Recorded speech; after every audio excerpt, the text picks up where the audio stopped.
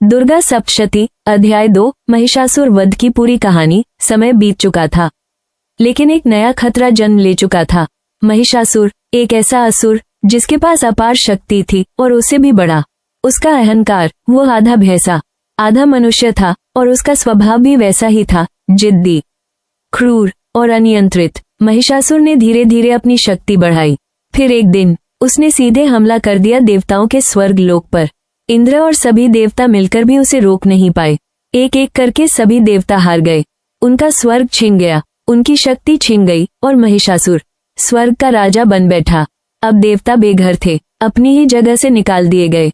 वो पृथ्वी पर भटक रहे थे, बेबस और दुखी। तब सभी देवता एक साथ गए ब्रह्मा जी, विष्णु जी और महादेव जी के पास और बोले, प्रभु हम हार गए, अब हमारी रक्षा कीजिए। देवताओं की यह दशा देखकर त्रिदेव के अंदर क्रोध उत्पन्न हुआ और उसी क्षण उनके शरीर से एक दिव्य तेज एनर्जी निकलने लगा।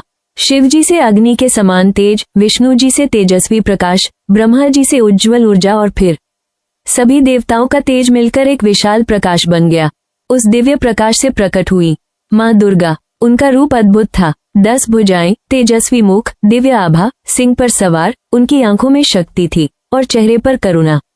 फिर सभी देवताओं ने अपनी अपनी शक्तियां मां को अर्पित की। महादेव जी ने त्रिशूल, विष्णु जी ने सुदर्शन चक्र, इंद्रदेव ने वज्र, वरुण देव ने शंख, वायुदेव ने धनुष बाण। सभी देवताओं ने अपनी अपनी शक्ति देकर मां को और भी शक्तिशाली बना दिया। मां दुर्गा सिंह पर सवार होकर महिषासुर के सामने पहुंची। उनकी गर्जना से तीनों लोग कांप उठे। ये सिर्फ एक युद्ध नहीं था, ये था धर्म और अधर्म का संघर्ष। महिषासुर ने अपनी विशाल सेना भेजी, लेकिन मां दुर्गा अकेली ही पर्याप्त थी। उन्होंने एक एक करके सभी असुरों का नाश कर दिया।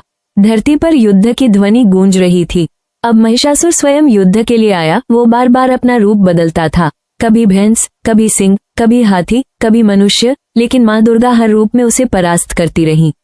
अंत में जब महिषासुर भैंस के रूप में था, मां दुर्गा ने उसे दबाया और त्रिशूल से वार किया। फिर सुदर्शन चक्र से उसका सिर काट दिया और उसी क्षण महिषासुर का अंत हो गया। महिषासुर के मरते ही स्वर्ग वापस देवताओं को मिल गया। चारों ओर शांति फैल गई। देवताओं ने मां दुर्गा की स्तुति की और कहा, हे देवी, आप ही हमारी रक्षा करने वाली हैं।